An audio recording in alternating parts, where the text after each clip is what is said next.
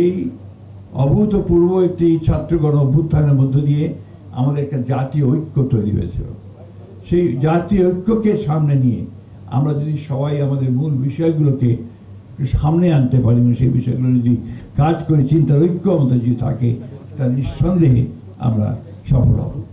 আজকের ফারাক্কা ব্যারেজ বা ফারাক্কা বাঁধ শুধু ফরিদপুর এলাকা, রাজবাড়ী এলাকার সমস্যা নয়, এটা আজকে পুরো দক্ষিণাঞ্চলের সমস্যা।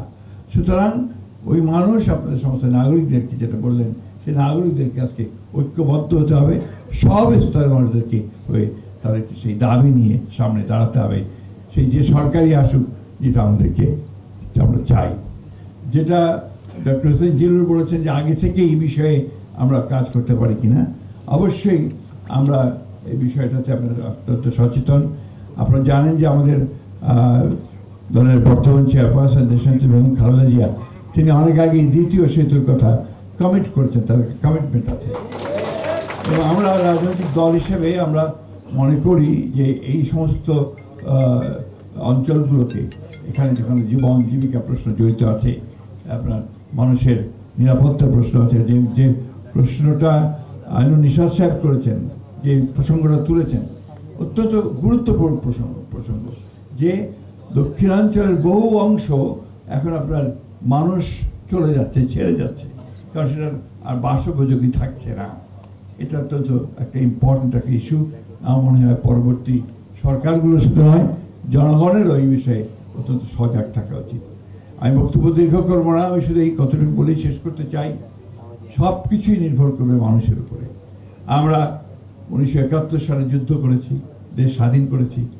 আমরা তারও পূর্বে 52 সালে আমরা ভাষা আন্দোলন করেছি, 69-এ আন্দোলন করেছি, এবং সব শেষে এই দীর্ঘ 15 বছর ফ্যাসিস্টদের বিরুদ্ধে লড়াই করে আমরা একটা জায়গায় পৌঁছেছি। এই জুলাই মাসে, অগাস্ট মাসে আমরা একটা ভয়াবহ দানবীয় একটা সরকারকে আমরা সরাতে সক্ষম হয়েছি। সুতরাং আমরা পারি, আমরা যদি ঐক্যবদ্ধ থাকি আমরা পারি, এবং আমার বিশ্বাস যে আমরা পারবো। আমার রাজনীতিবিদ হিসাবে আমি তো তাদের মতো আপনার টেকনোক্রেটস নই, এবং সেগুলো আমার জানানোর বিষয় নয়। তা আমি এইটুকু বুঝি যে আমার দেশের মানুষের যে পালস, সেটা আমি বুঝি।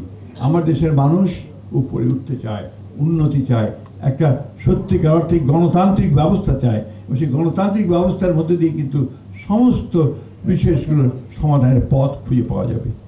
অনেকে আজকাল অনেক কথা বলছেন, সংস্কার হচ্ছে। সংস্কার তো আমরা অনেক আগে উপলব্ধি করেছি। আমরা 2016 সালে আমরা প্রথম ভিশন 2030 দিয়েছি, যেখানে আমাদের সমস্ত পরিবর্তনের কথা, সংস্কারের কথা আমরা বিএনপির পক্ষ থেকে বলেছি, বেগম জিয়া বলেছেন। আমরা 22 সালে আমাদের নেতা তারেক রহমান সাহেব 31 দফা দিয়েছেন, যে 31 দফায় আজকে কিন্তু সমস্ত সংস্কারগুলো যে কমিটিগুলো হয়েছে সেই বিষয়গুলো নিয়ে আলোচনা চলছে।